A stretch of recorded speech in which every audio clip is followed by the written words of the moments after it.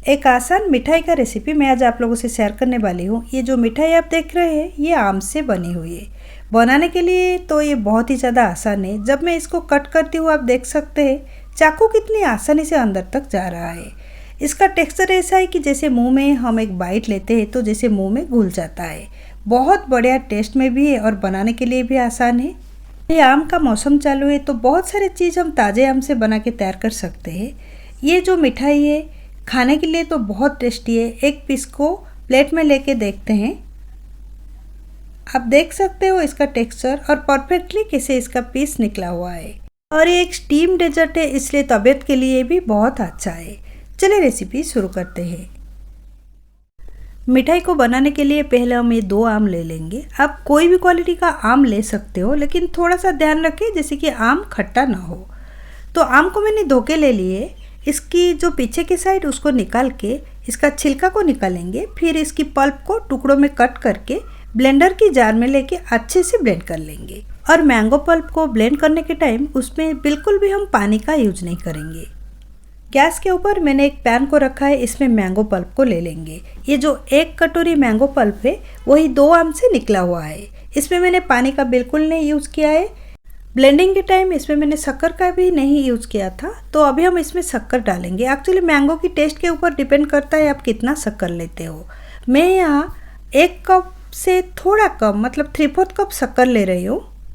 Actually इसमें बाद में हम शक्कर ऐड नहीं करेंगे तो अभी अगर हम थोड़ा ज़्यादा शक्कर डाल लेते तो बैलेंस हो जाएगा बाद में, इसलिए मैंने 3/4 कप शक्कर इधर ले लिए।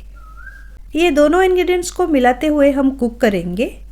लगातार इसको चलाते हुए कुक करना है।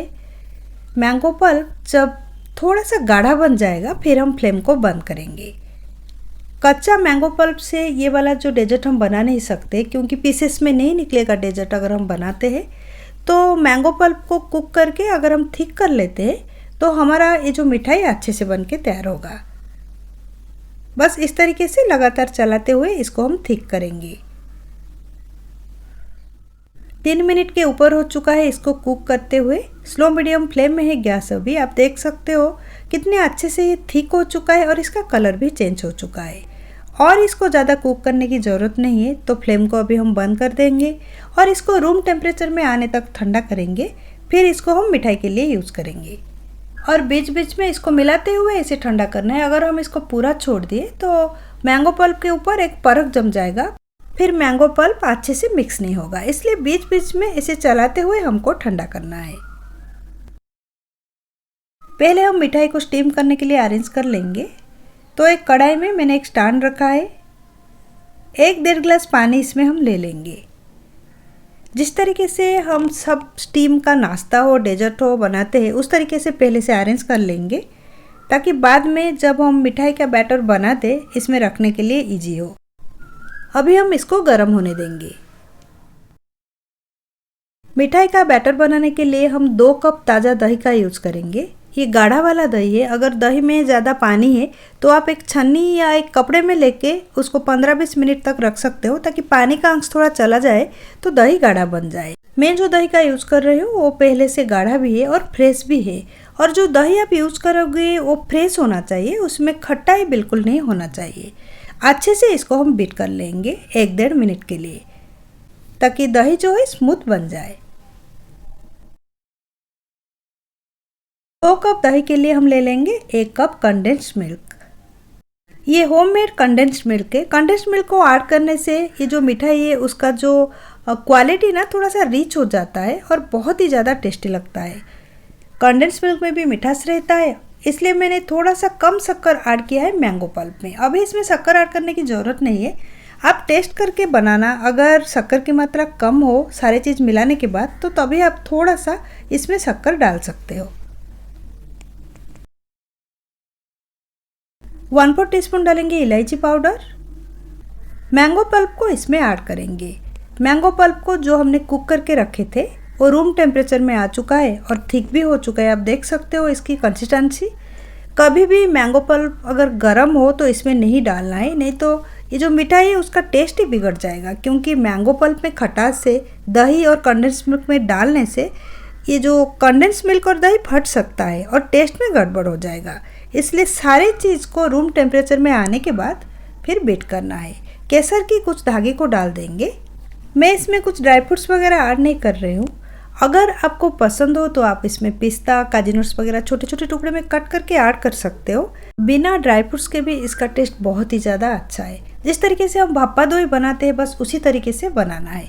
दही से इसको बनाएंगे, लेकिन इसमें दूध हमने नहीं ऐड किए है, खाली दही से बनाए हैं। कंडेंस मिल्क मिलाए है, मैंगो पल्प को थिक करके मिलाए है। सारी चीज़ को एक बार बीट कर लेंगे। कुक करने के बाद मैंगो पल्प का कलर तो डार्क हो गया था, लेकिन इसमें जब हम मिलाए दही में उसका कलर लाइट हो गया है और अच्छा नहीं दिख रहा है मिठाई, इसलिए और थोड़ा सा इसमें ऑरेंज फूड कलर ऐड करेंगे।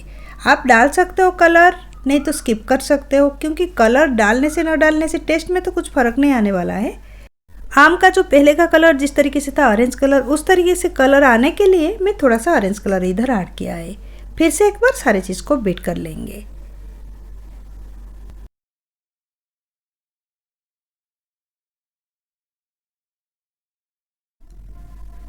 मिठाई को स्टीम करने के लिए ये वाला डिब्बा का यूज़ करेंगे।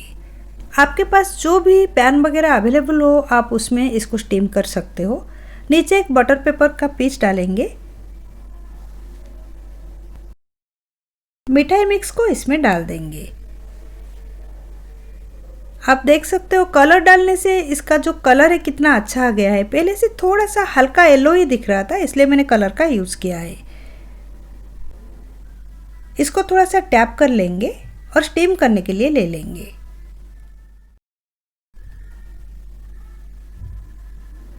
पानी उबलने लगा है। फ्लेम को मैंने स्लो कर दी है। स्टैंड के ऊपर अभी हम जो पैन में हमने बैटर लिए थे उसको रख लेंगे। कढ़ाई को कवर कर देंगे और स्लो मीडियम फ्लेम में 20 से 25 मिनट तक इसको स्टीम होने देंगे। और बीच बीच में थोड़ा सा चेक करेंगे, अगर पानी का अंश कम हो गया तो फिर हम और थोड़ा सा कढ़ाई में पानी डालेंगे।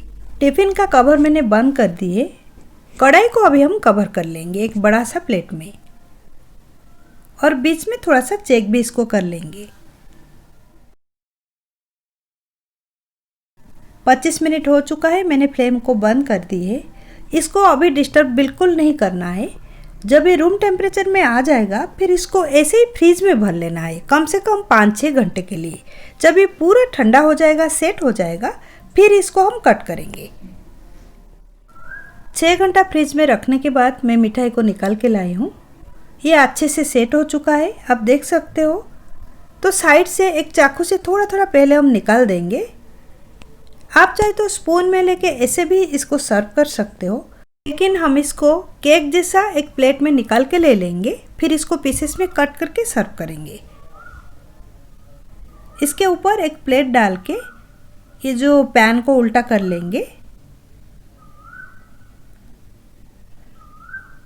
धीरे से करना है, ये बहुत ही ज़्यादा सॉफ्ट रहता है। पैन को उठा लेंगे। जो बटर पेपर हमने डाले थे वो टिफ़िन के अंदर लग के चला गया है। आप देख सकते हो कितने अच्छे से निकल के आ गया है और बहुत बढ़िया सा कलर आया है। अभी हम इसको पीसेस में कट करेंगे। कट करने के टाइम ही इसको पता चल जाता है कि कितना सॉफ्ट बना हुआ है।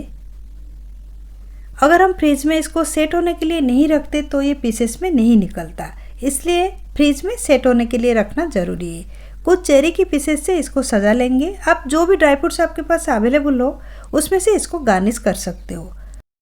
मिठाई में ग्रीन कलर लाने के लिए थोड़ा सा पुदीना का पत्ता का मैं यूज़ कर रही हूँ, एक एक रख लेंगे। सर्व करने के लिए एक पीस मिठाई की टुकड़ा को ले लेंगे। स्पैचुला में धीरे से निकालना है। आप देख सकते हो कितनी परफेक्टली बनी हुई है और पीस में भी कितने अच्छे से निकल रहा है। तो प्लेट में इसको ले लेंगे। आपने देखा कितनी आसानी से हम इसको बना के तैयार किए हैं। 2 आम का इसमें हमने यूज़ किए और आम की वजह से इसका फ्लेवर बहुत ही बढ़िया लगता है। आप भी इस रेसिपी को एक बार ज़रूर ट्राई करें। परफेक्ट मेजरमेंट के साथ बनाएं तो आपका जो डिश है इस तरीके से बन के तैयार होगा। रेसिपी के बारे में आपके मन में जो भी क्वेश्चन है कमेंट सेक्शन में शेयर करें। इस तरीके की बहुत सारे नई नई रेसिपी के लिए मेरे चैनल को सब्सक्राइब करें और राइट साइड में जो बेल आइकन है उसको क्लिक करके ऑल नोटिफिकेशन बेल को ऑन करें।